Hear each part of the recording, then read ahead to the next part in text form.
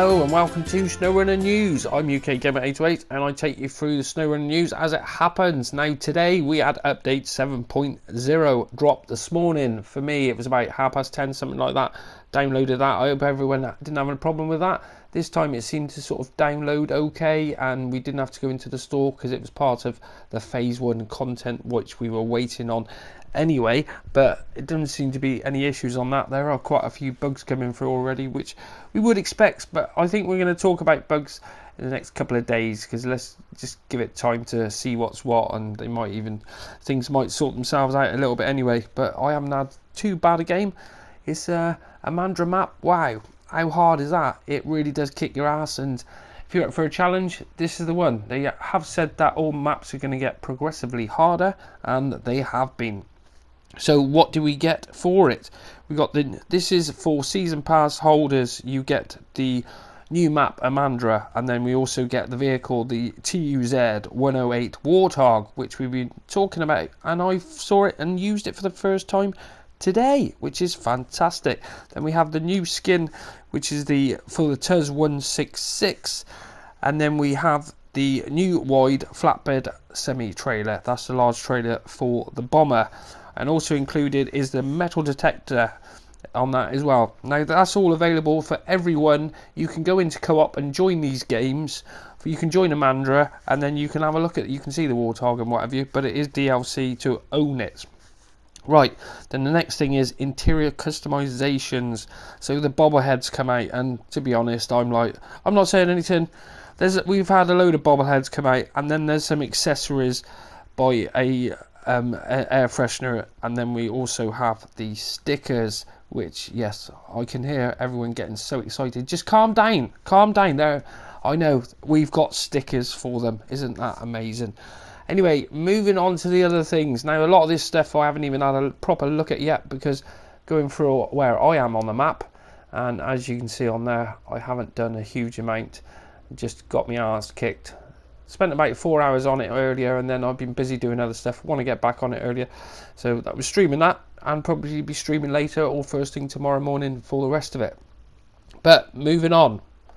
Now improvements have been made. All scouts except the TUZ 420, the Terran, have a crane socket on the roof, which I like that. And the other one is you can now view own vehicle truck's location in the player profile. It's just listed there, and that's pretty cool. I like that. You can now restart tasks and contracts in co-op. Improvements on dirt particles. Added active suspension on the Derry Longhorn 3194, which raises one of the axles.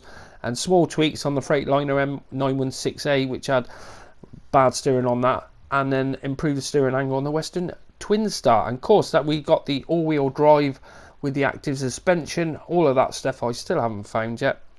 Hopefully fix that later. Get that fixed later.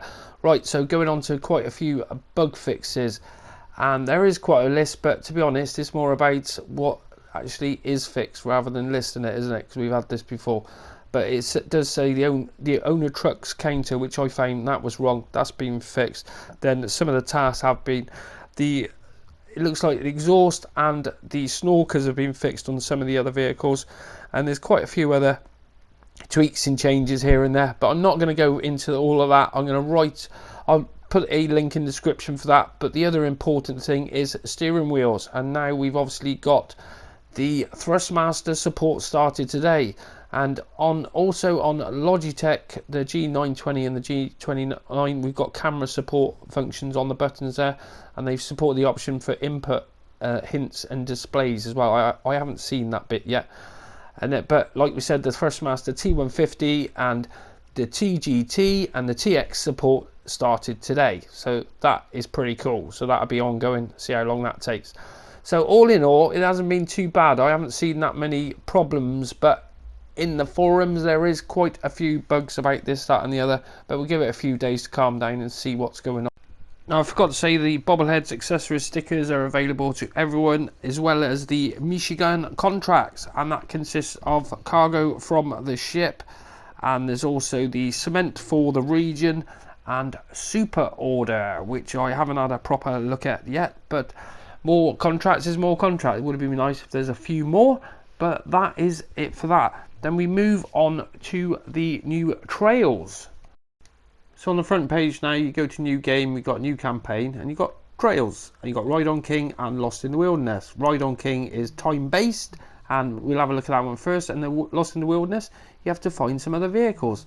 So this one, the Ride on King, you have damage, you can see at the top there. You're starting in the Chevrolet CK, and that is the map. You have to go and visit those 5 points within 9 minutes it gives you, and this is bloody hard. Now this is available for everyone to do, and I haven't got very far. I keep falling down there. I'm probably going the wrong way, but that's the crack. You've got to have a go with it, and it is quite difficult, which is nice because it's not going to take you 5 minutes. There'll be a few people what will just ace it straight away, but you look at that is pretty awesome. You're up pretty high here, and every time I've gone down here, I've just managed to launch myself straight off, no problems straight away. So there is a route. I'd love to know the route.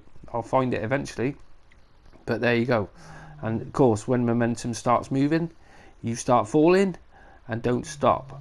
The good thing is though, the vehicles do float, but you can just restore and start again, but the timer doesn't start and you've got to let that run out again. So that is the Ride on King. Then we go over to Lost in the Wilderness. So this one, you start off with the cane loaf van, and you've got to go and find 3 vehicles which are out there in the wilderness, but you don't get a map, so you've got to remember where you're going, and off you go. Now this one, I've had a little go on this. I've only done probably about 10-15 minutes just to see what it's like, and it's bloody hard. It really is. It's a nice track already. I've only managed to find the one vehicle, which is the Don 71, and it is hard going. It really is, but the same thing again, you don't want it easy, do you? So these are just single player as well, so you can't do these on co-op, which is a bit of shame. That might come in time. I don't know. I'll try and find out about that. But for the time being, it is for you. Everyone is available to do these trails, and yeah, they're pretty good. It will be one of those things you'll probably get to do it really quick eventually, but it is a new map, and it's quite a decent size, and the only way to explore it is to get out there and see it. So there you go. That is today's update for Snowrunner Update 7.0, and that's probably the last time we're going to talk about Snowrunner 7.0. So the next update is 8.0, which will bring us the Chevrolet Apache 6x6, and no confirmation when that's going to be yet, but hopefully it should be, well, it should be soon. They said it's been sent off already as far as I'm aware, which we haven't heard no news on that today. I was expecting something, but it might be a couple of days before they let us know what's going on with phase 2 and updates 8.0. I hope you've enjoyed this episode, and I probably missed out a few things, but I'll catch that on the next episode, as I've just had so much to go through at the moment. It's quite crazy. Now if you want to see me streaming, come and have a look at that. You can see me doing the first, it was about two I can't remember how many hours we streamed in the end, but it was a fair few hours. We did a stream on that earlier, and yeah, quite interesting. Hard map, go and enjoy it. Righto, that's your lot for today's Snowrunner news on update 7.0. Can't believe that's overdone, dusted. 9 weeks tomorrow that would have been since the last update, but it doesn't matter, we've got plenty of content to get stuck into. So I hope you enjoyed this episode of Snowrunner news, and if you did, I will see you on the next episode.